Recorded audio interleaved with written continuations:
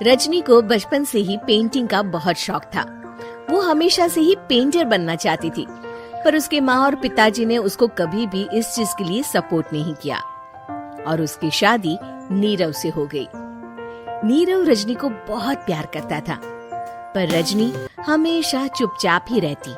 वो इस शादी से खुश नहीं थी। वो ये शादी नहीं करना चाहती थी। उसे तो हमेशा से पेंटर जो बनना था। अपने इस सपने को वो नहीं पूरा कर पाई, इसलिए वो हमेशा उदास रहती थी। रजनी, बहुत ही बढ़िया फिल्म लगी है, कल देखने चले?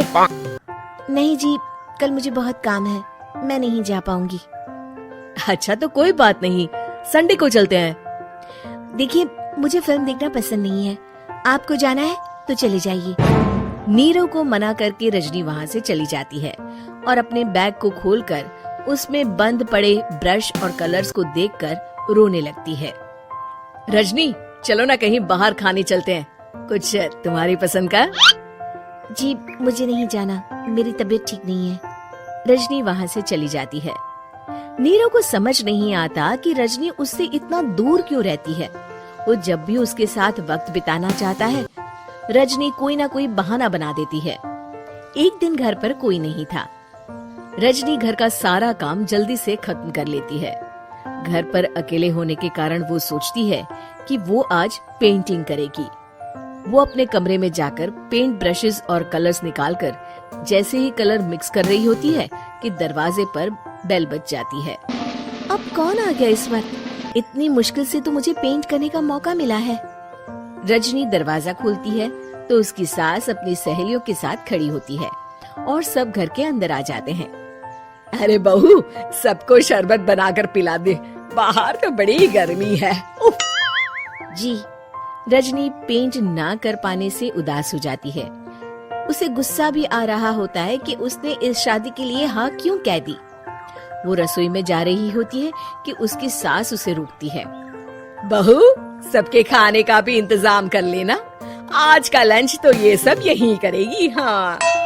रजनी बिना कुछ कहे रसोई में चली जाती है। सबके लिए खाना बनाती है।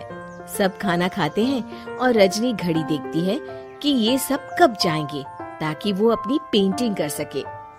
जब शाम होती है तब सब चले जाते हैं अपने घर। अरे बहू, सब तेरे खाने की तो बहुत तारीफ कर रहे थे, सबको बहुत अच्छा लगा खाना। आपको मुझे सुबह बताना चाहिए था ना कि आपकी सहेलियां आ रही हैं। पता भी है कितना वक्त लगा सारा खाना बनाने में। अरे बहू, तू ऐसे कैसे बात कर रही है मुझसे? तो और कैसे बात करूं? मैं इस घर की कोई नौकरानी नहीं हूँ कि इतना काम करूंगी। रजनी अपने कमरे में जाकर दरवाजा बंद कर लेती है। शाम को जब नीरव आता है तो उसकी माँ उसे पूरी घटना के बारे में बताती है। क्या रजनी ने आपसे इस तरह बात की माँ? हाँ, और पता नहीं उसे क्या हो गया है, शाम से बाहर भी नहीं आई है। मैंने तो कई बार आवाज दी, खाना भी नहीं खाया उसने। तू ही बात करके देख ले बेटा। नीरव अपने कमरे का दरवाजा खटखटाता है। रजनी, दरवाजा खोलो, मैं हूँ। रजनी दरवाजा खोलती है और फिर वापस जाकर अपने बिस्तर पर लेट जाती है। रजनी, माँ से बात करने का ये क्या तरीका है? मैंने कोई गलत बात नहीं की है। अरे तुम क्यों ऐसे बर्ताव कर रही हो सबके साथ? क्या तुम इस शादी से खुश नहीं हो? रजनी कुछ नहीं बोलती। अरे बताओ मुझे रजनी, क्या ये शादी तुम्हारी मर्जी के खिलाफ हुई है? हाँ, मैं ये शादी कभी नहीं करना चाहती थी। तुमसे क्या, मैं किसी से भी शादी नहीं करना चाहती थी। रजनी रोने लगती है। चुप हो जाओ रजनी, बताओ मुझे, तुम क्यों नहीं करना चाहती थी शादी? रजनी बेड के नीचे से अपने पेंटिंग्स, कलर्स, ब्रश, पेपर्स निकालती है। इतने में उसकी सास भी कमरे में आ जाती है। ये देख रहे हो, ये थे मेरे सपने। मैं पेंटर बनना चाहती थी, पर माँ पापा ने कभी सपोर्ट नहीं किया और मेरी शादी करवा दी। मेरे सारे सपने टूट गए। हर वक्त बस गुस्सा आता रहता है मुझे। मैं जानती हूँ कि आप लोगों की इसमें कोई गलती नहीं है, पर मैं क्या करूँ, मुझे समझ में नहीं आता।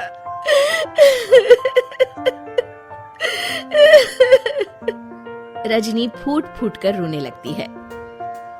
मुझे माफ कर दीजिए, आप दोनों के साथ मैं बहुत बुरा बर्ताव कर रही हूँ। अरे रजनी बेटा चुप हो जाओ तुम। नीरव पानी लेकर आता है। ये लो पानी पियो और शांत हो जाओ। रजनी पानी पीती है और उसकी सास पेंटिंग्स देख रही होती है। अरे नीरव, हमें तो पता ही नहीं था कि हमारी बहू कलाकार है। अरे कितनी अच्छी पेंटिंग्स बनाई है, देखो तो। ये वाली तो मैं अपने कमरे में ले जाऊंगी। आपको ये पेंटिंग्स अच्छी लगी? अच्छी नहीं, बहुत अच्छी लगी। और तुमने हमें बताया क्यों नहीं? तुम जब चाहे पेंटिंग कर सकती हो रजनी।